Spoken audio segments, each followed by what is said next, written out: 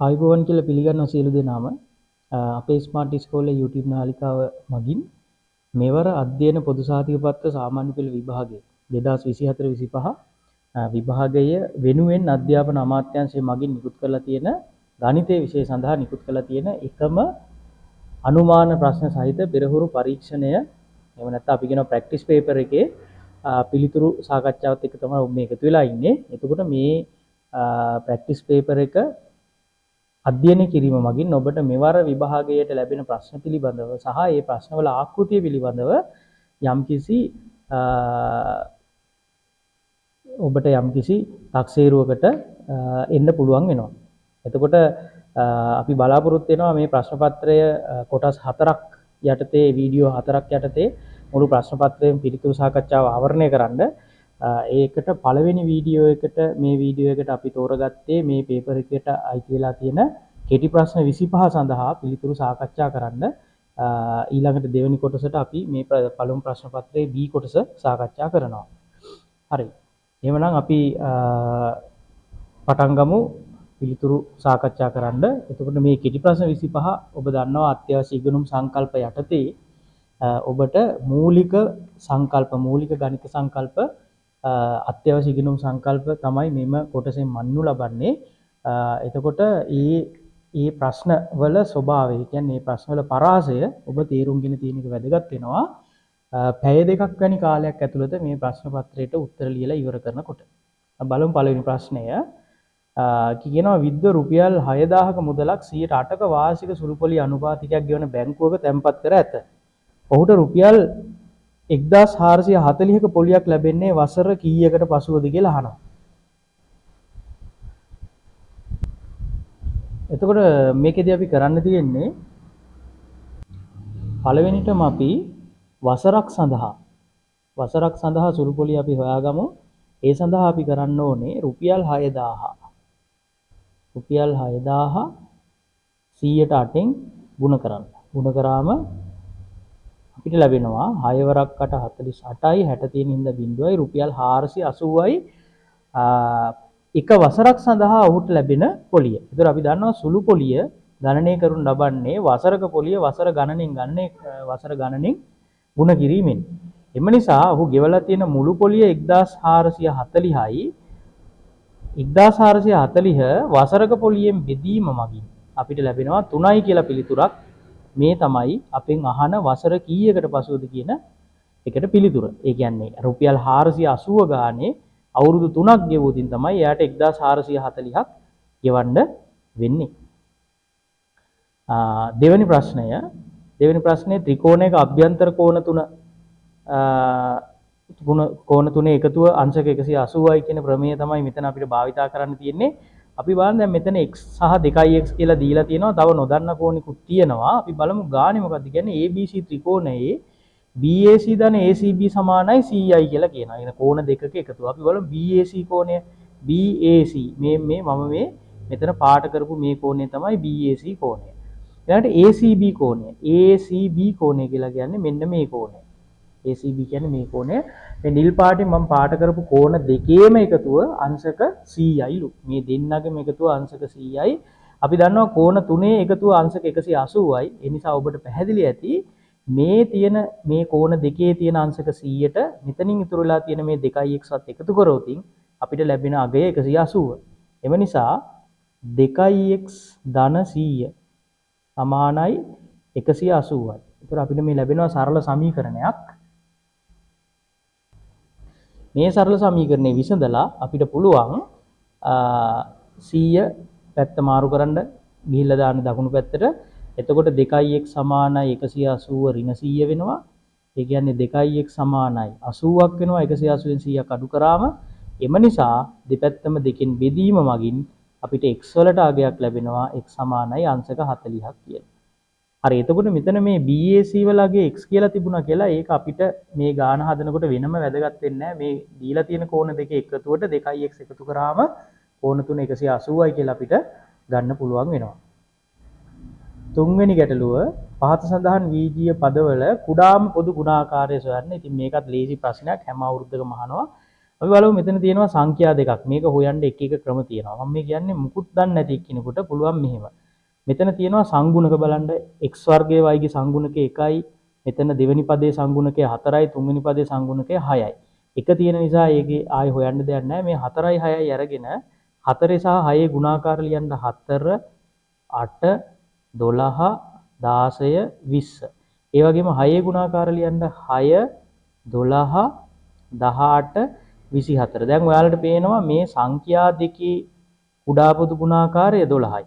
සංඛ්‍යා දෙක 4 සහ 6 කියන සංඛ්‍යා දෙකේ කුඩා පොදු ගුණාකාරය 12යි. චක්‍රේ ලිව්වහම මේක හොයාගන්න පුළුවන් දන්නේ නැති එක්කෙනෙකුට. එතකොට 12 කියන කොටස අපි ගන්නවා. මේ ගත්තේ සංඛ්‍යා දෙකේ කුඩා පොදු ගුණාකාරය. වීජීය කොටසේ කුඩා පොදු ගුණාකාරය ගන්න x තියෙනවා තැන් පද තුනේම. හැබැයි x වල වැඩිම බලය තියෙන x වර්ගය. ඒ නිසා මම පිළිතුරට ගන්නවා x වර්ගය. ඒ වගේම y තියෙනවා පද තුනේම. ඒ හැමතැනම තියෙන්නේ y වල පළවෙනි බලයක්. ඒ නිසා y කියලා ගන්නවා. අදාළ පිළිතුර වෙන්නේ 12යි x වර්ගය y. හතරවෙනි ගැටලුව ලඝු ගණක සහ දර්ශක අතර සම්බන්ධය ඔබ දන්නවා ඇති. ලඝු ගණක පහේ පාදේ නම් දර්ශකවලත් පහේ පාදේ. ඒ වගේම සමාන ලකුණට දකුණු පැත්තෙන් 4 තියෙන්නේ. ඒ කියන්නේ පහේ 4 වෙනි බලය සමානයි a කියලා අපිට ලියන්න පුළුවන්. පහේ 4 වෙනි බලය සමානයි a. එතකොට මේ ලඝු ගණක ආකාරය දීලා දර්ශක වලින් ලියන්න කියන්නේ එනවා. දර්ශක දීලා ලඝු ගණක ලියන්න එනවා. මේ රටාව ඔයාලගේ ඔළුවේ තියෙන්න ඕනේ. පාදය සමානයි. දර්ශක ආකාරයේත් පාදය 5යි, ලඝු ගණක ආකාරයේ පාදයත් 5යි. එතකොට දර්ශක ආකාරයේ මෙතන තියෙන බලය තමයි මේ සමාන ලකුණින් දකුණු පැත්තේ තියෙන්නේ. ඒ නිසා අපි ලියනවා පහේ 4 වෙනි බලය සමානයි a කියලා අපිට ලියන්න තියෙනවා. පස්වෙනි ගැටලුව රූපයේ දැක්වෙන ABC හා PQR ත්‍රිකෝණ දෙක අංග සමවීම සඳහා සැපිරිය යුතු සෙසු අවශ්‍යතාවයන් අහනවා. දැන් එතකොට මෙතන අපි අංග සම කිරීමේ අවස්ථා 4ක් ඉගෙනගෙන තියෙනවා. නමුත් මෙතන ඍජු කෝණී ත්‍රිකෝණ නැහැ. ඒ නිසා අපිට කෙලින්ම කර්ණපා අතහැරලා දාන්න පුළුවන්. ඒ වගේම බලන්න මෙතන පාද තුනම අපි දන්නේ නැහැ. පාද එක පාද යුගලයක් විතරයි දීලා තියෙන්නේ දත්තයක් විදිහට. ඒ කියන්නේ පාපාපා අපිට මෙතන පොඩ්ඩක් ගන්න බෑ වගේ දැනෙනවා. ඒ නිසා එක්කෝ පාකෝපා අවස්ථාව සලකන්න පුළුවන්. පාකෝපා අවස්ථාව කියන්නේ පාද යුගල් දෙකක් සමග අන්තර්ගත කෝණය. අර සමාන පාද දෙක මැදින් තියෙන කෝණය සමාන වෙන්න ඕනේ. එහෙම අවස්ථාවක් අපිට මෙතන ලබා ගන්න පුළුවන් මේ BC පාදය QR පාදයට සමානයි නම්. එහෙම මෙන්න මේ මම මේ ඉරි දෙක ඇඳන් පස්සේ මේ අවස්ථාව තියෙනවා නම් ඒ කියන්නේ පාද යුගල් දෙකක් මෙතන සමාන වෙනවා. ඒ වගේම පාද යුගල් දෙකට මැදින් තියෙන අන්තර්ගත කෝණ සමාන වෙනවා. අන්න ඒ අවස්ථාවේදී අපිට කියන්න පුළුවන් මේ ත්‍රිකෝණ දෙක අංග සමයි කියලා. එහෙනම් අංග සම වීම සඳහා තිබිය යුතු එක අවශ්‍යතාවයක් තමයි BC QR ට සමානයි නම් මේ දෙන්න අංග සමයි. බලන්න දීලා තියෙන පිළිතුරු වල BC සහ QR කියලා එක පිළිතුරයි තියෙන්නේ. ඒ නිසා ඉතුරු එක දැන් බැලුවත් නැතත් මේක තමයි උත්තරේ. හරි අපි බලමු ඊළඟට. එහෙම නැත්නම් මෙයාලා කියනවා BAC කෝණය. කොහෙද BAC කෝණය තියෙන්නේ? මේ BAC කෝණය RPQ කෝණයට RPQ කෝණයට සමානයි නම්. ඔව් ඒකත් වෙන්න පුළුවන්. මොකද හේතුව මේ දීලා තියෙන විදිහට මෙන්න මේ දෙන්න සමානයි නම් අපිට කෝකෝප අවස්ථාව යටතේ කෝණ යුගල් දෙකක් සහ අනුරූප පාදය සමානයි කියලා ගන්න පුළුවන්. කොහොමත් අර පළවෙනි පාද යුගල් දීලා තියෙන එක බැලුවහම මෙන්න මේ ත්‍රිකෝණ යුගලය අංග සම කරන්න පුළුවන් පාකෝපා අවස්ථාව යටතේ BC සමානයි QR උනුත් විතරයි. ඒ නිසා පිළිතුර වෙන්නේ දෙවෙනි එක. ඊළඟට තියෙනවා සාධක හොයන්න 6 වෙනි ගැටලුව. සාධක හොයන්න බලන්න මෙතන මේ වර්ග පදයක් එක්ක ඍණ ලකුණක් තියෙනවා. පද දෙකයි තියෙන්නේ. ඒ නිසා නිකන් අපිට දැනෙනවා මේක නිකන් මොකද්ද වර්ග දෙකක අන්තරය වගේ. හැබැයි මෙතන තියෙන ගැටලුව තමයි මේ 75 කියන්නේ පූර්ණ වර්ගයක් නෙමෙයි. ඒ නිසා මෙහෙම ගැටලුවක් ආවොත් පොඩ්ඩක් බලන්න මෙතන සරල සාධකයක් වෙන් කරගන්න පුළුවන්. මොකද හේතුව මේ 75 කියන්නේ 25 වරක් 3 නේ.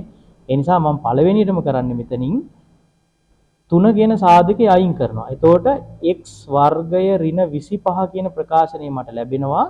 25 කියන්නේ පහේ වර්ගය. 3 වාරයක් x වර්ගයේ ඍණ පහේ වර්ගය කියලා මට මේක ලියන්න පුළුවන්.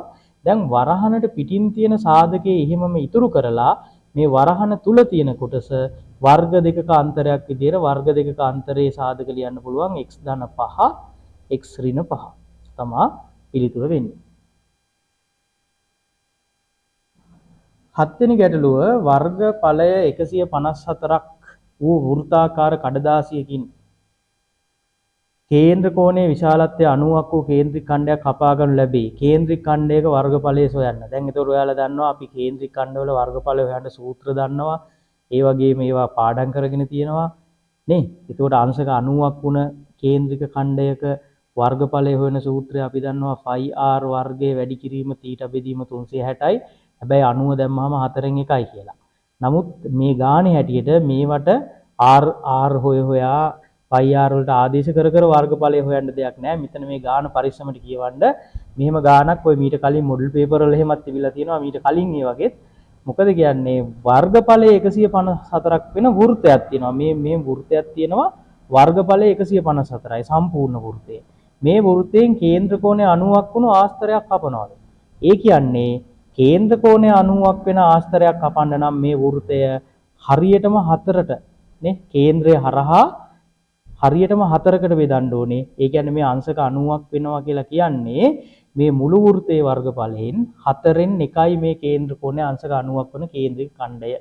ඒ නිසා මේ පිළිතුර ලබා ගන්න මේ කේන්ද්‍රක මේ phi r වර්ගයේ වැඩි කිරීම 4න් 1 දාන්න අවශ්‍ය වෙන්නේ නැහැ. දීලා තියෙන වර්ගඵලය 4න් බෙදීම මගින් අපිට පිළිතුර ලැබෙනවා 154 4න් බෙදනවා. 2න් බෙදුවොත් 77යි. ආපහු 2න් බෙදුනහම ඔයාලට මතක ඇති 154 බෙදුනන් පස්සේ 38.5 වර්ග සෙන්ටිමීටර තමයි අදාළ පිළිතුර වෙන්නේ.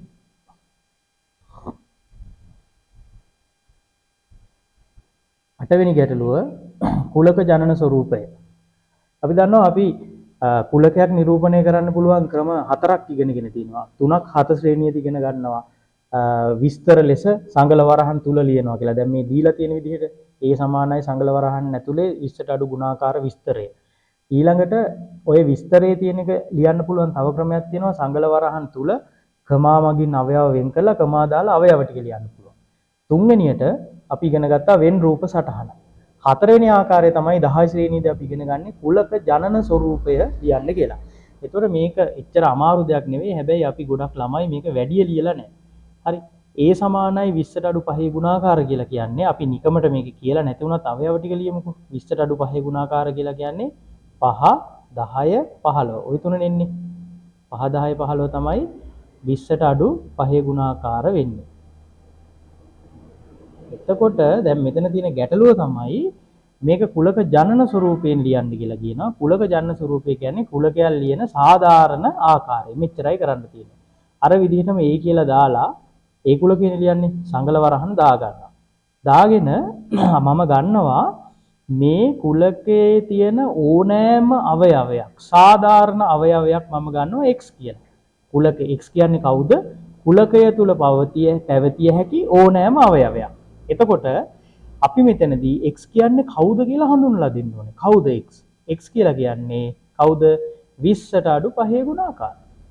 නෑ 5 ගුණාකාර x කියන්නේ අපි සීමාව පස්සේ කතා කරමු. හරි. එතකොට x කියන්නේ කවුද? 5 ගුණාකාර. x කියලා අවයවයක් තියෙනවා. එයා කවුද? 5 ගුණාකාර. 5 ගුණාකාර. ඊළඟට නිකම් 5 ගුණාකාර කිව්වට බෑ. අපි මෙතන තියෙනවා සීමාවක් 20ට අඩු කියලා තියෙනවනේ නේ 5 ගුණාකාර කිව්වොත් අපි දන්නවා මේක මොන කුලකයක්ද අපරිමිත කුලකයක් ලියලා ඉවර කරන්න බෑ ඒ නිසා සීමාව කියන්න ඕනේ x වලගය කුඩායි 20යි 20ට අඩු 5 ගුණාකාර අර විස්තරයේ තියෙන එකම තමයි අපි සංකේත භාවිතා කරලා සම්මත ආකාරයෙන් ලියලා තියෙනවා. ඔකට කියනවා කුලක ජනන ස්වරූපය කියලා කියනවා. 9 වෙනි ගැටලුව ABCD සමාන්තර ආශ්‍රයේකී දී ඇති ප්‍රකාශන AB සමානයි DC කියනවා. AB සමානයි DC ඒක හරි අපි දන්නවා සමාන්තර ආශ්‍රයක සම්මුඛ පාද දිගින් සමානයි. AC සමානයි BD කියනවා. AC කියන්නේ විකර්ණයක් BD කියන්නේ ත්‍රිකර්ණයක්. විකර්ණ හැම වෙලාවෙම සමාන වෙන්නේ නැහැ. විකර්ණ සමාන වෙන්නේ සමචතුරස්‍රයේ ඍජු කෝණාශ්‍රය වැනි විශේෂ අවස්ථාවල. මෙතන එහෙම එකක් දීලා නැති නිසා මේ දීලා තියෙන සමාන්තර ආශ්‍රයේ විකර්ණ දෙක කියන්නේ AC සහ BD සමාන බව පිට ගන්න බෑ. දෙවෙනි එක DAB සමානයි DCB. DAB සමානයි DCB. ඒ කියන්නේ මෙන්න මේ සම්මුඛ කෝණ යුගලය ඒක හරි සමාන්තර ආශ්‍රයක සම්මුඛ කෝණ දිගින් සමාන වෙනවා.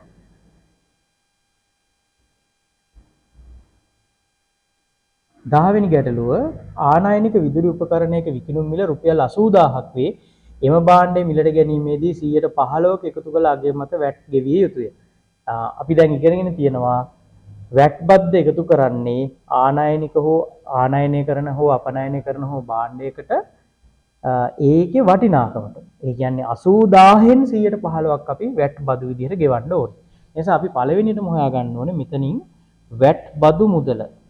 වැට් බදු මුදල සමානයි වටිනාකම වැඩි කිරීම වැට් බදු ප්‍රතිශතය ගුණ කිරීම වැට් බදු ප්‍රතිශතය 15යි.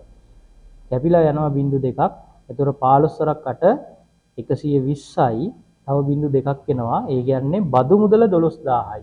හැබැයි බදු මුදල විතරක් ඔයාලා හොයලා තිබ්බොත් එක ලකුණයි හම්බ වෙන්නේ. ලකුණු දෙකකින් අහන්නේ බදු සමග භාණ්ඩයේ වටිනාකම. ඒ නිසා අපි අර 80000ට එකතු කරන්න ඕනේ 12000ක්. එතකොට එනවා 92000යි. වැට් සමග භාණ්ඩයේ වටිනාකම රුපියල් 92000යි. 11 වෙනි ගැටලුව විසඳන්න තියෙන්නේ වීජීය සමීකරණයක්. එතකොට මෙතන භාගීය සංගුණක තියෙනවා. නමුත් ක්‍රමයේ වෙනසක් වෙන්නේ නැහැ. x අඩංගු පදේ ඉතුරු කරලා ඉතුරු පදේ එහා පැත්තට ගිහින් දාන්න. එතකොට මට මේ සමීකරණය ආපහු ලියන්න පුළුවන්. එක බෙදීම x සමානයි භාගය ඍණ 2 සමීකරණයේ පැත්ත මාරු වෙනකොට ධන දෙකක් වෙලා තියෙනවා. ධන දෙකයි. ඒ නිසා මට මේක ලියන්න පුළුවන් x එක බෙදීම x සමානයි එකයට x සමානයි මෙතන දෙකට භාගයක් එකතු කරාම 2යි භාගයයි 2යි 2කින් 1යි 2 ධන භාගය කියන්නේ 2යි 2කින් 1යි. ඒතර මට පුළුවන් මේක විෂම භාගයක් විදිහට ලියන්න. එයාට x සමානයි විෂම භාගයක් විදිහට ලියන්න පුළුවන් 2යි භාගය කියන එක හරය 2 නම් විෂම භාගයේ හරයක් 2යි ලවය ගන්න විදිහ ඔයාලා දන්නවා හරය 2කින් ගුණ හරය පූර්ණ සංඛ්‍යාවෙන් ගුණ කරලා ලවය එකතු කරනවා දෙවරක් 2 4 1යි 5යි. දැන් ඔන්න අපිට පිළිතුරක් ලැබෙනවා එකයට x සමානයි 2කින් 5යි කියලා. එතකොට අපි x වල අගය හොයන්න මම කරන්නේ මේ සමීකරණයේ දෙපැත්තෙම පරස්පරය ගන්නවා. පරස්පරය ගන්නවා කියන්නේ හරේ ලවය මාරු කරනවා. එතකොට මෙතන හරේ ඉන්න x ලවයට එනවා. එතකොට x එනවා. මේ එක හරයට යනවා. ඒක අපි ලියන්නේ නැහැ. හරේ එක ලියන්නේ නැති නිසා මේ දෙන්නගේ පරස්පරයත් ගන්න ඕනේ. කියන්නේ දකුණු පැත්තේ පරස්පරය ගන්නකොට හරේ ලවය මාරු වෙලා 2කින් 5 5න් 2 බවට පත් වෙනවා. පිළිතුර වෙන්නේ x සමානයි 5න් 2යි. 12 වෙනි ගැටලුව පුද්ගලයෙකු තම මාසික ආදායම වැය කරන ආකාරය පහත වට ප්‍රස්ථාරයෙන් නිරූපණය වේ. ඉතිරි කිරීම සඳහා රුපියල් 30000ක මුදලක් වෙන් කර ඇතනම් දරුවන්ගේ අධ්‍යාපන කටයුතු සඳහා වෙන් කර ඇති මුදල කොපමණද? මේ ගාන අපිට ලේසියෙන්ම හදන්න පුළුවන් අනුලෝම සමානුපාත වලින්. මොකද හේතුව අපි දන්නවා අපි ඉගෙනගෙන තියෙනවා 10 ශ්‍රේණියේදී කේන්ද්‍රික ඛණ්ඩ සම්බන්ධව තියෙන මෙන්න මේ වගේ වට ප්‍රස්ථාරවල කේන්ද්‍ර කෝණය අනුලෝමව සමානුපාත වෙනවා ඒ කෝණය මගින් නිරූපණය වෙන ප්‍රමාණයට. ඒ කියන්නේ මේ ගානේ නම් ළමයි ගාන අදාළ එක එක කොටසට අයිති ආදායම ළමයි ගන්න නෙවෙයි ආදායම එක එක කොටසට අයිති ආදායම කෝණයට අනුලෝමව සමානුපාත වෙනවා. මොකද ආදායම වැඩි වෙද්දි කෝණය වැඩි වෙනවා. ආදායම අඩුයි නම් කෝණය අඩුයි. ඒතර අපිට කියනවා ඉතිරි කිරීම සඳහා රුපියල් 30000ක මුදලක් වෙන් කරලා තියෙනවා. අන්න ඔතනින් තමයි අපි ගාන පටන් ගන්නෙ. ඉතිරි කිරීම වලට වෙන් කරලා තියෙන කෝණය අංශක 90යි. අංශක 90ක කෝණයකින් නිරූපණය වෙන්නේ රුපියල් 30000යි. හරි අංශක 90න් රුපියල් 30000ක් තමයි නිරූපණය වෙන්නේ. අහන්නේ අධ්‍යාපන කටයුතු සඳහා වෙන් කර ඇති මුදල කොපමණද? එහෙනම් අපි ඉස්සෙල්ලාම හොයාගන්න ඕනේ මෙතන අධ්‍යාපන කටයුතු වලට තියෙන කෝණය. මේ බලන්න මෙතන 210යි. ඒ 210ට ඉතිරි කිරීම වල 90 එකතු කරන්න ඕනේ. එතකොට කීයක් වෙනවද? 210ට 90ක් එකතු කරාම 300යි. හරි. අංශක 300යි. අපි දන්නවා වෘත්තයේ වටේ තියෙන කෝණය අංශක 360 නිසා මේ ඉතිරි කිරීම සහ වෙනත් කටයුතු වලට 300ක් ගිහිල්ලා තියෙනවා නම් දරුවන්ගේ අධ්‍යාපන කටයුතු වලට ගිහිල්ලා තියෙන්නේ 360න් අර 300 අඩු කරාම එන ගාන ඒ කියන්නේ අංශක 60. දරුවන්ගේ අධ්‍යාපන කටයුතු වලට අංශක 60ක් තමයි වෙන් වෙලා තියෙන්නේ. දැන් අපි යමු ආපහු මෙතන තියෙන මේ කෝණයට. අංශක 90කින් 30000ක් තමයි නිරූපණය වෙන්නේ. ඒ නිසා මම 3ෙන් බෙදනවා මේ දෙපැත්තම. එතකොට එනවා අංශක 30කින් නිරූපණය වෙන ගාන තමයි රුපියල් 10000. පැහැදිලිද මම කියන දේ? කියන්නේ අංශක 90කට 30000යි නම් දෙපැත්තම 3ෙන් බෙදනවා. මොකද අනුලෝම සමානුපාත නම් රාශි දෙකම එකම සංඛ්‍යාවෙන් බෙදන්න ඕනේ. අංශක 30ට රුපියල් 10000යි. එතකොට මේ අංශක 60ක් නේ අධ්‍යාපන කටයුතු වලට. එහෙනම් අධ්‍යාපන කටයුතු වලට ගියපු ගාන බලන්න අංශක 60ක් ඒ කියන්නේ 10000 හේවා දෙකක්. රුපියල් 20000යි අධ්‍යාපන කටයුතු වලට වෙන් වෙලා තියෙන ගාන. එහෙම නැත්නම් මුදල වෙන්නේ.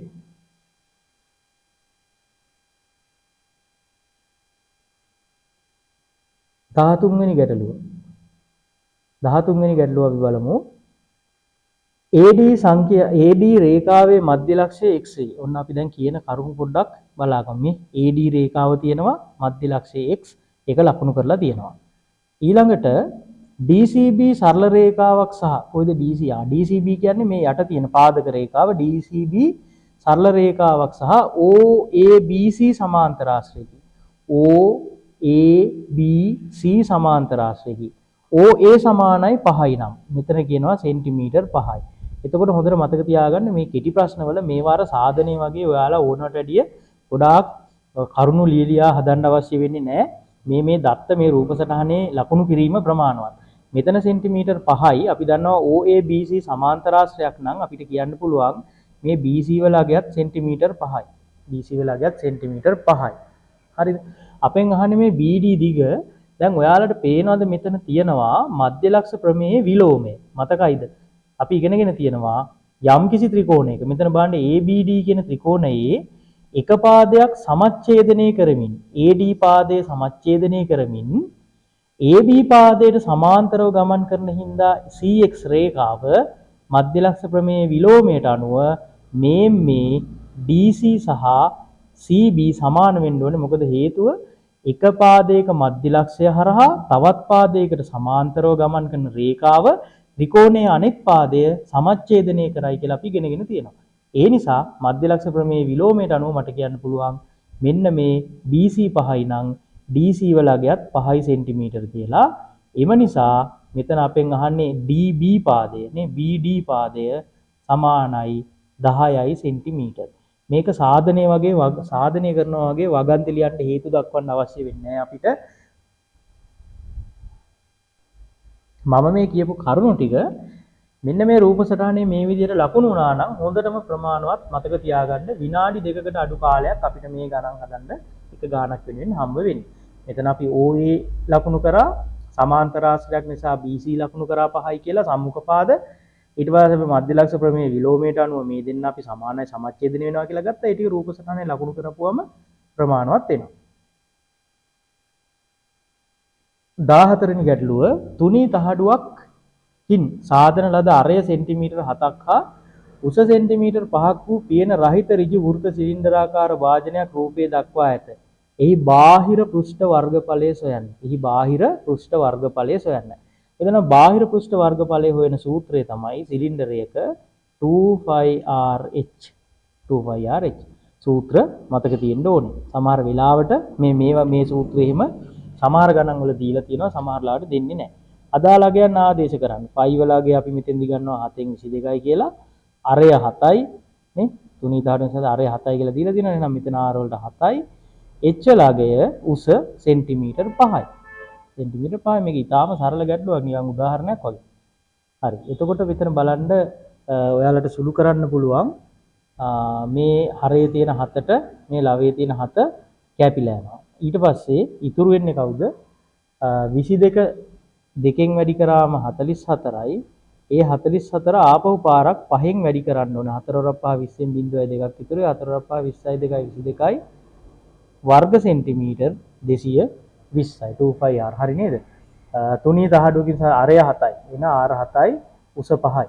2πrh තමයි අදාළ සූත්‍රය වෙන්නේ.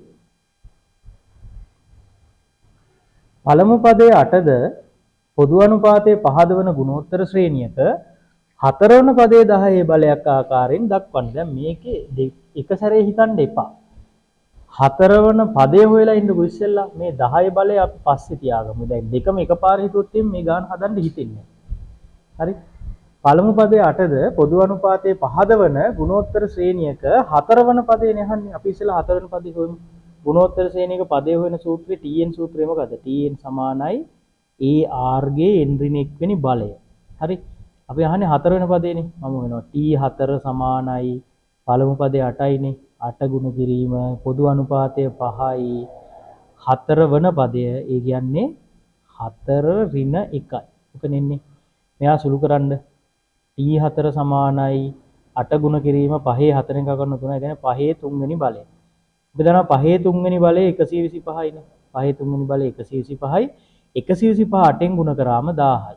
නේ? ඔන්න 4 වෙනි පදේ 1000යිනේ. 4 වෙනි පදේ හොයාගත්තන් පස්සේ බලමු 10යි බලයක් විදිහට ලියන්නේ කියලා. මේක දැන් මොන් හොයන්න දෙයක් නැහැ. දැක්කනේ? දැන් ගාන ඔක්කොම එකපාර හිතුවොත් හදන්න හිතෙන්නේ නැති. හැබැයි 4 වෙනි පදේ හොයාගත්තන් පස්සේ ඇති දෙයක් නැහැ මේකේ. t4 සමානයි 1000යි. 1000 කියන්නේ 10 3 වෙනි බලය. එහෙනම් පිළිතුර වෙන්නේ 10 3 වෙනි බලය. 10 3 වෙනි බලය තමයි අදාළ පිළිතුර වෙන්නේ. 16 වෙනි ගැටලුව කේන්ද්‍රය වූ වෘත්තයේ AB විස්කම්භයට ලම්බකව CD ජාය ඇඳ ඇත. CD ජාය ඇඳ ඇත. AB සමානයි 10ක් හා CD සමානයි 8ක් නම් O සිට CD ජායට ඇති දුර සොයන්න. O සිට CD ජායට ඇති දුර කියන්නේ මම මෙතනින් x කියලා දාගන්නකො පොඩියට. ආන් ඒ දුර හොයාගත්තා නම් හරි. එතකොට මේ ප්‍රමේය දකින්නකොටම හරි ජායක කේන්ද්‍රයේ සිට අඳිනු ලබන රේඛාව ජායත් එක්ක ලම්බකයක් හදලා තියෙනවා නම් අනිවාර්යයෙන්ම එයා මධ්‍ය ලක්ෂය වෙන්න ඕනේ. අපි ඉගෙන ගත්තේ ජායක මධ්‍ය ලක්ෂය යාකන රේඛාව ජායක මධ්‍ය ලක්ෂය සහ කේන්ද්‍රය යාකන රේඛාව ජායට ලම්බක වේ කියලා අපි ඉගෙන ගත්තේ. එහෙනම් ලම්බකයේ දීලා තියෙනවා නම් අපිට කියන්න පුළුවන් P කියන්නේ CD ගේ මධ්‍ය ලක්ෂය. CD ගේ මධ්‍ය ලක්ෂය නම් මේක සමානව දෙකට බෙදිලා තියෙනවා. හරි දෙකට බෙදිලා තියෙනවා. එතකොට කියනවා CD සමානයි 8යි කියලා තියෙනවා. CD 8යි නම් PC 4යි. හරි ඔන්න බලන්න ගාන ලියා ගන්න විදිය. ලම්බකය තියෙනවා කේන්ද්‍රයට යා කරලා තියෙනවා ඒ නිසා සමච්ඡේදනය වෙනවා. එතකොට CD 8යි නම් PC 4යි. කොටසක් 4යි කියලා ගන්න පුළුවන්. ඊළඟට කියනවා විස්කම්භය 10යිලු. AB කියන්නේ විස්කම්භයනේ ළමයි. AB කියන්නේ විස්කම්භය. විස්කම්භය 10යි නම් අරය 5යි. AB 10යි නම් OB 5යි. ඔයාලට තේරෙන්නේ නැති මං කියන දේ. AB කියන්නේ විස්කම්භය 10යි නම් විස්කම්භයෙන් භාගයක් තමයි අරය වෙන්නේ. හරි එහෙමනම් OB සමානයි 5යි. හරි. ඒ නිසා මෙන්න මෙතන ඔයාලට මතක ඇති මේ ප්‍රමේයත් එක්කම අපි මධ්‍යල මේ පයිතගරස් ප්‍රමේය භාවිතා කරා. දැන් බලන්න මේ රේඛාව යා කරාම CO කියන්නේත් අරය 5යි. දැන් ඔයාලට පේනවා මෙතන තියෙනවා ඍජුකෝණී ත්‍රිකෝණයක් මම මේ පාට කරලා තියෙන මේ ඍජුකෝණී ත්‍රිකෝණයේ එක පාදයක් 4යි අනිත් පාදේ x කර්ණය 5යි. ඒ නිසා මට ලියන්න පුළුවන් නේද 5 වර්ගය සමානයි x වර්ගය ධන 4 වර්ගය. මේක විසඳීමෙන් අපිට ගන්න පුළුවන් x සමානයි 3යි කියලා උත්තරේ. එහෙම නැත්නම් අපිට කෙලින්ම පයිතගරස් ත්‍රිත්ව භාවිතා කරලත් මේක මේ පයිතගරස් ප්‍රමේය ලියාගෙන සුළු කර විසඳන්න නැතුව පයිතගරස් ත්‍රිත්ව වල දැනුම භාවිතා කරලා අපිට කියන්න පුළුවන් x ලගේ 3යි කියලා. 17 දෛනික ව්‍යායාම වල යෙදෙන පුද්ගලයෙකුගේ තප්පර 10ක් තුල චලිතය නිරූපණය කරන දුර කාල ප්‍රස්ථාරයක් මෙහි දැක්වී. එම චලිතයට අදාළ මධ්‍යක වේගය සොයන්න. හරි මෙතන බලන්න මධ්‍යක වේගය කියන්නේ මොකද්ද? මධ්‍යක වේගය කියන්නේ අපි හිතමු ඔයාලා ගමනක් යන්න පිටත් වෙනවා කියලා ඔයාලා නුවර ඉඳන් කොළඹ යන්න පිටත් වෙනවා නම් අපිට කියන්න පුළුවන් නුවරින් ගමන පටන් ගත්ත වෙලාවෙ ඉඳලා කොළඹට ගියපු වෙලාව හොයාගෙන මුළු දුර ගත වූ කාලයෙන් බෙදනවා. එතකොට සමහර වෙලාවට බ්ලොක් වලට අහු වෙලා ඉන්නවා, තේ බොණ්ඩ නතර වෙනවා. ඒ මුකුත් අදාළ නැහැ. ගමන් කළ මුළු දුර ගත වූ මුළු කාලයෙන් බෙදනවා. ඒක තමයි මධ්‍යක වේගය කියන්නේ. එතකොට මෙතන බලන්න මේ ප්‍රස්ථාරය දිහා බැලුවම අපිට පේනවා මෙයා වේග දෙකකින් ගිහිල්ලා තියෙනවා. නේ? මෙයා වේග දෙකකින් ගිහිල්ලා තියෙනවා. හැබැයි අවසානයේ නතර වෙලා තියෙන්නේ 20 කෙලින්. ඒ කියන්නේ අවසානයේ මෙයා නතර වෙලා තියෙන්නේ ගමන් කරලා තියෙන දුර මීටර් 20යි. එම මීටර් 20 ගත කිරීම සඳහා යා ගත කරලා තියෙන මුළු කාලය තප්පර 10යි. එම නිසා මධ්‍යක වේගය සමානයි ගමන් කළ මුළු දුර බෙදීම ගත වූ මුළු කාලය. බෙදුනන් පස්සේ 2යි ms ඍණ 1 තප්පරයට මීටර් 2ක වේගෙන් තමයි යා ගිහිල්ලා තියෙන්නේ.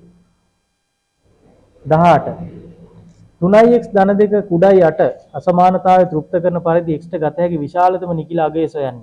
සමීකරණේ මේ අසමානතාවය විසඳන්න ඕනේ. මේකේ විසඳුම් කුලක ලියන්න කිව්වත්, ධන ඍණ නිකිල හොයන්න කිව්වත්, සංඛ්‍යා රේඛාවක ලකුණු කරන්න කිව්වත් අපි අනිවාර්යයෙන්ම අසමානතාවය විසඳන්න ඕනේ සරල සමීකරණ විසඳනවා වගේ. ඍණ 2 ධන 2 පැත්තෙන් අනිත් පැත්තට ගිහිලා දානවා. එතකොට 3x කුඩයි 8 ඍණ 2 වෙනවා. ඒ කියන්නේ 3x කුඩායි 6 වෙනවා. ඊළඟට දෙපැත්තම 3න් බෙදන්න. බෙදුනහම අපිට එනවා x කුඩායි 2යි කියලා. 3 නෙවෙයි x කුඩායි 2යි කියලා අපිට ලැබෙනවා අගය. 6 3න් බෙදන්න.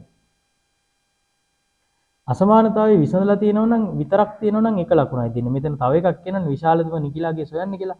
හරි දැන් මේ බලන්න. මෙතන සංඛ්‍යා රේඛා ඇඳලා අඳින්න කිව්වේ නැති වුණාට මම පැහැදිලි කරන්නම්. මෙතන බිඳුව තියෙනවා, 1 තියෙනවා, 2 තියෙනවා. මේ පැත්තට ඍණ 1 ඍණ 2 කියලා තියෙනවානේ. x වල අගය 2ට වඩා කුඩායි කියලා මේ කියන්නේ. x වල අගය 2ට වඩා කුඩායි කියලානේ මේ කියන්නේ. ඒ කියන්නේ අපි ගත්තොත් එහෙම 2 වෙන්න බෑ. එහෙනම් 2 අතාරිනවා. ඒ නිසා තමයි අර පාට කරන්නේ නැතුව බෝලයක් අඳින්නේ. 2ට වඩා කුඩායි කියන්නේ මේ පැත්තට ඉන්නේ. මෙහෙම. ඒ නිසා බලන්න මේ අගය පරාසය තුල 2ට වඩා කුඩායි 2 අයින් කරලා එතනින් පල්ලෙහා තියෙන වම් පැත්ත පාට කරන්නේ. ඒතකොට ඒකට අයිති වෙන එකම එක ධන නිකිලයයි තියෙන්නේ. මොකක්ද ඒ ධන නිකිලය? 1 පමණයි. ඒ නිසා අපිට කියන්න පුළුවන් x ට ගත හැකි උපරිම අගය x උපරිම අගය සමානයි කීයද? 1යි. උපරිම නිකිලාගය 1යි.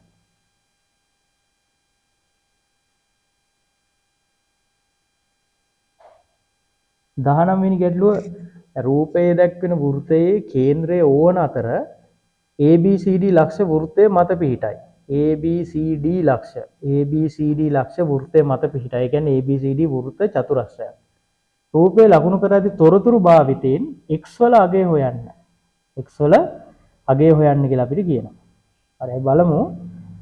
මෙතන දැන් බලන්න අපිට මේකේ පේනවා අර කේන්ද්‍රය මතට ආපාතනය වෙන කෝණය වෘත්තයේ ඉතිරි කොටස මත ආපාතනය කරන කෝණයෙන් දෙගුණයයි කියන ප්‍රමේය මෙතන තියෙනවා. දැන් AD මගින් කේන්ද්‍රය මත ආපාතනය කරලා තියෙන කෝණය CI. ඒ වගේම AD මගින් වෘත්තය මත ආපාතනය කරලා තියෙන කෝණය ABC වෙනවා. එතකොට මේ ප්‍රමේයට අනුව මට කියන්න පුළුවන් මෙතන CI නම් ABC වල අගය 50යි කියලා කියන්න පුළුවන්. පැහැදිලි නේ? ABC වල අගය 50යි කියලා මට කියන්න පුළුවන්. දැන් බලන්න අපි අර ත්‍රිකෝණයක බාහිර කෝණ. මෙතන මේ වෘත්ත චතුරස්‍ර පිළිබඳව දැනුම අවශ්‍ය වෙන්නේ නැහැ මට හිතෙන හැටියට. දැන් මේ වන්නකො මෙතන 50යි කියලා අපි මේ බාහිර කෝණය දැන් මෙතන අපි සැලකුවොත් BED කියලා ත්‍රිකෝණයක් තියෙනවා. BED ත්‍රිකෝණයේ BE පාදයේ බාහිරට දික් කරාම හැදෙන කොටසනේ මේ මෙන්න මේ අංශක 50. එහෙනම් මේ අංශක 50 කියන බාහිර කෝණයේ අගය මේ තියෙන අභ්‍යන්තර සම්මුඛ කෝණ දෙකේ එකතුවට සමාන වෙන්න ඕනේ. ඒකනේ අපි ඉගෙනගෙන තියෙන අනිත් ප්‍රමේය නේ. ත්‍රිකෝණයක පාදයක් දික් කිරීමෙන් සෑදෙන කෝණය බාහිර කෝණ මේ අභ්‍යන්තර සම්මුඛ කෝණ දෙකට සමානයි කියලා. එමනම් මේ බාහිර කෝණය BED කියන ත්‍රිකෝණයේ බාහිර කෝණය 50යි. ඒ 50 අගය 50ට සමාන වෙන්න ඕනේ මෙතන තියෙන x ධන 20 අභ්‍යන්තර සම්මුඛ කෝණ දෙකේ එකතුව. ඒ නිසා මට ලියන්න පුළුවන් මෙතන 50 සමානයි x ධන 20යි. ඒ නිසා මේ 20 වම් පැත්තට අරන් අඩු කරලා දාන්න x සමානයි 50 ඍණ 20 කියන්නේ x වල අගය අංශක 30යි. x වල අගය අංශක 30ක් වෙනවා x වල අගය. පැහැදිලි ඇති කියලා හිතනවා ඔයාලට. AD මගින් කේන්ද්‍රය මත ආපාතනය කරන කෝණය අංශක 100යි. AD මගින් වෘත්තය මත ආපාතනය කරන කෝණය ඒ කියන්නේ ABD කෝණය අංශක 50යි. ABD කියන කෙනා ABD කියන කෝණය BED ත්‍රිකෝණයේ බාහිර කෝණයක් වෙනවා. එම බාහිර කෝණය අභ්‍යන්තර සම්මුඛ කෝණ දෙක වෙන x ධන 20ට සමාන වෙනවා. ඒක විසඳලා ගන්න පුළුවන්. 20 වෙනි ගැටලුව.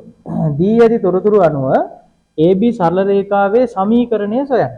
සමීකරණය කියන්නේ දැන් මෙතන විශේෂත්වයක් තියෙනවා. අපි සාමාන්‍ය සරල රේඛාවක සාධාරණ සමීකරණය y සමානයි mx ධන c කියනවා. එතකොට මෙතන බලන්න මේ සමීකරණය මෙයා ගමන් කරන්නේ බිඳුව හරහා. මේ රේඛාව ගමන් කරන්නේ ප්‍රස්ථාරේ. එම නිසා මෙතන c වලගේ බිඳුවයි. ඒ හින්දා අපි ඉගෙනගෙන තියෙනවා 9 ශ්‍රේණියේ ඉන්නකොට කේන්ද්‍රය හරහා ගමන් කරනවා නම් යම්කිසි ප්‍රස්ථාරයක් ඒකට අපි කියන්නේ y සමානයි mx ආකාරයේ ප්‍රස්ථාර. මොකද c වලගේ බිඳුව නිසා. එතකොට සමීකරණයේ සාධාරණ ආකාරය මේක. c බිඳුවයි. අනුක්‍රමණය හොයන්න ඕනේ. දැන් මෙතන අපිට සරලවම m මුක්ත කරගත්තොත් එහෙම මේ x මේ සමීකරණයේ අනිත් පැත්තට එනවා. අනුක්‍රමණය කියන්නේ y බෙදීම x වෙනවා. අනුක්‍රමණය හොයාගන්නේ y සමානයි mx ආකාරයේ ප්‍රස්ථාරයක අනුක්‍රමණය හොයාගන්නේ y බෙදීම x කියන. හරි. එතකොට මෙතන ඛණ්ඩාංකයක් අපි දන්නවා. මොකද්ද ඛණ්ඩාංකය? ඛණ්ඩාංකයේ x අගය 2යි x ඛණ්ඩාංකයේ y ඛණ්ඩාංකයේ 5යිනේ. එහෙමනම් මෙයාගේ අනුක්‍රමණය සමානයි y බෙදීම x. ඒ කියන්නේ මේ b ලක්ෂයේ ඛණ්ඩාංකය ගත්තාම y කියන්නේ 5යි x කියන්නේ 2යි. y කියන්නේ 5යි x කියන්නේ 2යි. එහෙනම් අනුක්‍රමණය 2කින් 5යි. එම නිසා සමීකරණය y සමානයි 2කින් 5යි x.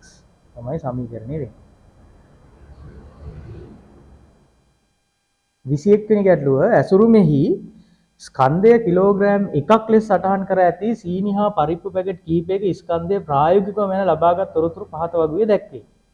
මෙම නියැදියෙන් අහඹු ලෙස තෝරාගත් පැකට් රුක ස්කන්ධය කිලෝග්‍රෑම් එකට වඩා අඩු වීමේ සම්භාවිතාවය. එතකොට මෙතන ඔක්කොම පැකට් තියෙනවා 27යි 23යි කියන්නේ 50යි 19යි 31යි කියන්නේ 50යි ඔක්කොම පැකට් 100යි. සම්පූර්ණ පැකට් 100ක් තියෙනවා. ඒතර අපි ප්‍රශ්නයෙන් අහන්නේ අහඹු ලෙස තෝරාගත් පැකට්ටුවක්. එතන අහන්නේ සීනිද පරිප්පුද කියලා අහන්නේ. පැහැදිලි නේ වලට කියන දේ. ඒ කියන්නේ සීනිද පරිප්පුද කියලා කියන්නේ මොකක් හරි පැකට් එකක්. එහෙනම් සම්පූර්ණ පැකට් 100ක් තියෙනවා. ඒ 100 අතරින් කිලෝග්‍රෑම් එකට අඩු පැකට් තියෙන්න පුළුවන් මෙන්න මෙච්චරක්. නේ 23 ධන 31. නේ 23 ධන 31 ප්‍රමාණයක් තියෙනවා. එකතු කරාම කීයද එන්නේ? 100යි මෙතන 4යි 3යි 2යි 5යි 100න් 54යි. අපි සාමාන්‍ය සම්භාවිතාවයේ සරලම ආකාරයෙන් තියන්නේ සරලම ආකාරයෙන් තියෙනකොට 100න් 54යි කියන්නේ 50න් 27යි. නේ අදාළ පිළිතුර වෙන්නේ 50න් 27යි.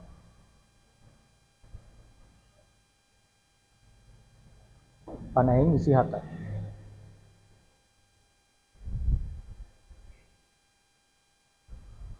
විසි දෙක ඕකේන්ද්‍රය වෘත්තයේ AOB විශ්කම්භයකි. C හා D ලක්ෂය වෘත්තයේ මත පිහිටා ඇත. C හා D ලක්ෂ වෘත්තයේ මත පිහිටා ඇත. AOD අංශක 40ක් වේ. BCD අගය සොයන්න. BCD අගය සොයන්න. හරි මේ ගානේ මෙන්න බලන්න. මෙතන තියෙනවා මේ දැන් මේ වෘත්ත තියෙන ගණන් වල කේන්ද්‍රයට යා කරලා තියෙනවා නම් එහෙම මේ අරයන්ගෙන් ත්‍රිකෝණ තියෙනවා නම් එහෙම අපේ ඔළුවට ටක් ගාලා එන්න ඕනේ මෙතන තියෙන්න පුළුවන් සමද්විපාද ත්‍රිකෝණ. ඕක ගොඩක් වෙලාවට සමහර අය දකින්නේ නැති එකක්. දකින්නේ නැහැ කියලා කියන්නේ දැන් අපි ත්‍රිකෝණ ගත්තාම මේ කේන්ද්‍රයෙන් නම් පටන් ගන්න අපි දන්නවනේ වෘත්තය මතට යා වෙලා තියෙනවා නම් ඔක්කොම අරයන් කියලා. ඒතකොට මේ අරයන්ගෙන් හැදිලා තියෙන ත්‍රිකෝණ අනිවාර්යෙන් සමද්විපාද ත්‍රිකෝණ වෙනවා. එහෙනම් බලන්න මෙතන DOA කියන ත්‍රිකෝණයේ සමද්විපාදයි. ඒතර මෙතෙන්ට 40ක් ගිහිල්ලා තියෙනවා. මෙතෙන්ට 40ක් ගිහිල්ලා තියෙනවා මේ ත්‍රිකෝණයේ අභ්‍යන්තර කෝණ තුන. එහෙනම් මේ බලන්න මෙතන තියෙන මෙන්න මේ කෝණය ODA කෝණයයි OAD කෝණයයි. මේ දෙන්නගේ එකතුව 140ක් වෙන්න ඕනේ. මොකද හේතුව මේ ඉතුරු කෝණයට 40ක් අපි අයින් කරපු නිසා. 140යි. හැබැයි මේ 140 සමද්විපාදින් හින්දා සමානව දෙකට බෙදෙනවනේ. ඒ නිසා මේ එක කෝණයක අගය අංශක 70යි. හරි පැහැදිලි ඇති. මෙයා 70යි මෙයාත් 70යි මෙයා 40යි. එහෙම වුණාම තමයි අංශක 180 හැදෙන්නේ. අපෙන් අහන්නේ BCD නේ. අපෙන් අහන්නේ BCD කෝණය. BCD කොහෙද තියෙන්නේ? BCD කියන්නේ මෙන්න මේ කෝණය. හරි. එහෙනම් මෙයාගේ අගය අපි ගන්නේ දැන් මෙතන බලන්න ABCD කියලා කියන්නේ වෘත්ත චතුරස්‍රයක්. ඒ වෘත්ත චතුරස්‍රයේ සම්මුඛ කෝණ පරිපූරකයි. සම්මුඛ කෝණ පරිපූරකයි. එතකොට BCD ගේ සම්මුඛ කෝණය අපි හොයාගත්තා DAO වලගේ 70යි කියලා. ඒ නිසා BCD ධන DAO 70 සමානයි 180යි. සම්මුඛ කෝණ පරිපූරකයි. සම්මුඛ කෝණ දෙක එකතු 180යි. ඒ නිසා මෙතනින් 70ක් අනිත් පැත්තට අරන් ගිහින් අඩු කරන්න. එතකොට BCD වල ගේනවා අංශක 110යි. BCD අංශක 110යි.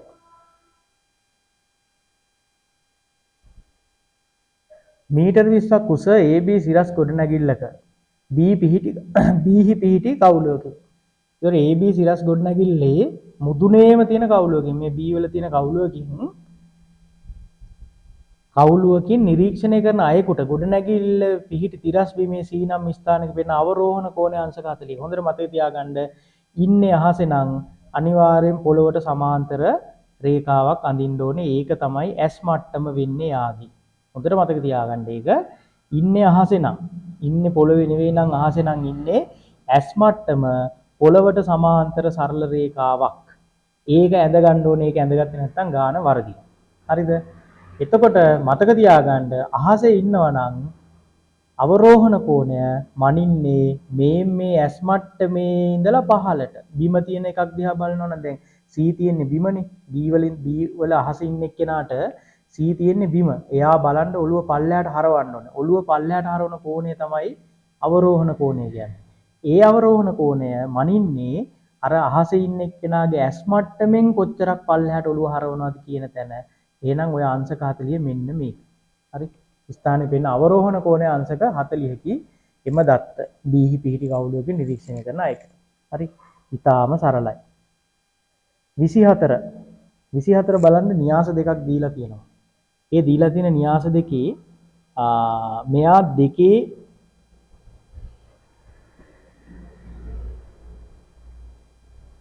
මේ න්‍යාසයේ තියෙනවා පේලි කීයද? පේලි 2යි තීරු 1යිනේ. ඒ කියන්නේ මේක දෙකේ එකේ න්‍යාසයක්. මේ න්‍යාසය බලන්න මේකේ තියෙන්නේ පේලි 1යි තීරු 2යි. ඒ කියන්නේ මේක එකේ දෙකේ න්‍යාසයක්. හරි. දැන් අපිට එතකොට මේ දෙන්න ಗುಣ කරන්න පුළුවන්. ඇයි ಗುಣ කරන්න පුළුවන් කියලා මම කියන්නේ මේ පළවෙනි න්‍යාසයේ තීරු ගානයි දෙවෙනි න්‍යාසයේ පේලි ගානයි සමානයි නම් මට මෙතන AB ගුණිතය ගන්න පුළුවන්. හරි. AB ගුණිතය ගන්න පුළුවන්. හැබැයි AB ගුණිතය ගන්නකොට AB න්‍යාසයේ ඝනය වෙන්නේ පළවෙනි න්‍යාසයේ පේලි ගාන සහ දෙවෙනි න්‍යාසයේ තීරු ගාන තමයි AB න්‍යාසයේ ඝනය වෙන්නේ. ඒතර මෙන්න මෙහෙම න්‍යාසයක් එනවා. ඒතර මේක හැදෙන්නේ කොහොමද? මෙතන තියෙනවා අවයව හතරක්. දෙකේ න්‍යාසයන් හැදෙන්නේ. පළවෙනි අවයවය ගන්නේ පළවෙනි පේලිය පළවෙනි තීරුවෙන් ගුණ කරන්න ඕනේ. හරි. පළවෙනි පේලිය 2යි පළවෙනි තීරුව 1යි. එහෙනම් දෙවරක් 1 2යි. දෙවෙනි එක ගන්නේ පළවෙනි පේලිය දෙවෙනි තීරුවෙන් ගුණ කරන්න ඕනේ මෙන්න මෙහෙට. එහෙනම් දෙවරක් ඍණ 1 ඍණ 2යි. ඊළඟට ගන්නේ දෙවෙනි පේලිය පළවෙනි තීරුවෙන් ගුණ කරන්න ඕනේ. ඒතකොට තුන්වරක් 1 3යි. ඊළඟ එක ගන්නේ දෙවෙනි පේලිය දෙවෙනි තීරුවෙන් ගුණ කරනවා. ඒ කියන්නේ ඍණ 3 ඍණ 1කින් ගුණ කරාම තුන්වරක් 1 3යි.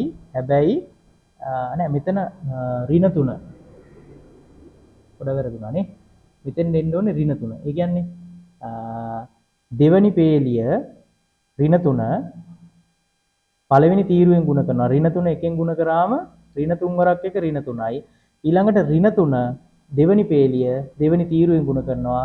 ඍණ 3 ඍණ 1කින් ගුණ වුණාම ධන 3යි. එහෙනම් අදාළ පිළිතුර වෙන්නේ AB න්‍යාසයට අදාළ ගුණිතය දක්වන පිළිතුර වෙන්නේ 2 ඍණ 2 ඍණ 3 3 තමයි AB ගුණිතය වෙන්නේ. OAB යනු කේන්ද්‍රයේ O වූ වෘත්තාකාර තහඩුවකින් කපාගත් කේන්ද්‍රයේ ඛණ්ඩයකි. A හා O ලක්ෂ දෙකට සමදුරින් වන පරිදි AB ඡාපය මත P ලක්ෂය ලකුණු කළ යුතු ඇත. පත පිළිබඳ දැනුම භාවිතයෙන් P ලක්ෂය ලකුණු කරන්න. දැන් මෙතන බලන්න AB කියලා ඡාපයක් තියෙනවා. එහෙනම් ওই ඡාපය මත ඕන තැනක P ට ඉන්න පුළුවන්. හැබැයි මෙතන තව කොන්දේසියක් තියෙනවා. මොකද්ද කොන්දේසිය?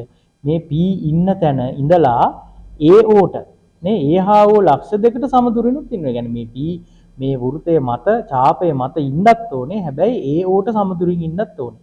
අපි අර පත පිළිබඳ මූලික පත හතරක් ඉගෙනගෙන තියෙනවානේ. O කියන්නේ අචල ලක්ෂයක්, A කියන්නේත් අචල ලක්ෂයක්.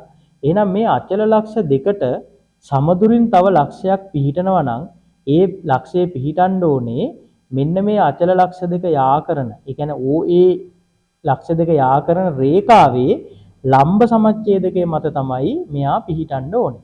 ඒතකොට ලම්බ සමච්ඡේදක අඳින විදිහ ඔයාලා දන්නවා ඇති. අපි අර O වල කවකටුව තියලා එකම පරතරයෙන් මේ දෙපැත්තට ඡාප දෙකක් අඳිනවා. ඒ දුරම තියාගෙන ඒ වල කවකටුව තියලා මේ දෙපැත්තට ඡාප දෙකක් ඇඳලා මේක මෙහෙම යා කරනවා. එහෙම යා කරාම තමයි ඉන්නේ. ඒතකොට හොඳට මතක තියාගන්න මේක අනිවාර්යයෙන්ම කවකටුවෙන් හරියට අඳින්න ඕනේ නැත්නම් ලකුණු දෙන්නේ නැහැ. එහෙනම් අපි මෙතන කරන්න ඕන නිර්මාණය තමයි A සහ O ලක්ෂ දෙකට සමදුරින් පිහිටනවා කියලා කියන්නේ ඔය OA රේඛාව යා කරන රේඛාවේ ලම්බ සමච්ඡේදකයේ මත තමයි මෙයා පිහිටන්නේ. හරිද? එහෙනම් දැන් ඔය කියන කොන්දේසි දෙකටම හරියන්නේ. AO ට සමදුරින් සහ BC ඡාපයේ මත පිහිටන්න ඕනේ නම් AO ට සමදුරින් සහ BC ඡාපයේ මත පිහිටන්න ඕන නම් ඔය කියන P ලක්ෂය මෙන්න මෙතන. ඒ කියන්නේ මේ ලම්බ සමච්ඡේදකය මෙතන තියෙන මේ ඡාපය ඡේදනය වෙන ලක්ෂය තමයි ඔය කියන ලම්බ සමච්ඡේදකය තියෙන්න ඕනේ. හරි? එහෙනම් අපි ඔන්න කෙටි ප්‍රශ්න 25 සාකච්ඡා කරලා අවසానයි. මේ ප්‍රශ්න නැවත හොඳට අධ්‍යයනය කරන්න. මොකද මේවා අත්‍යවශ්‍ය ඉගෙනුම් සංකල්ප මත පදනම් වෙලා තියෙන අර බොහොම සීමා සහිත පරාසයක් ඇතුලේ අහන ප්‍රශ්න තියෙනවා. ඉතින් එතකොට මේවට හරියට උත්තර ලියලා ප්‍රැක්ටිස් කරොත් එහෙම අපිට සාමාන්‍යයෙන් මේ කෙටි ප්‍රශ්න වලට ලකුණු ගන්න එක අමාරු දෙයක් වෙන්නේ නැහැ. හොඳට මතක තියාගන්න. සාමාන්‍ය සම්පූර්ණ ප්‍රශ්න පත්‍රයෙන් 125ක් ලකුණු හම්බෙන්නේ මේ කෙටි ප්‍රශ්න 25ට.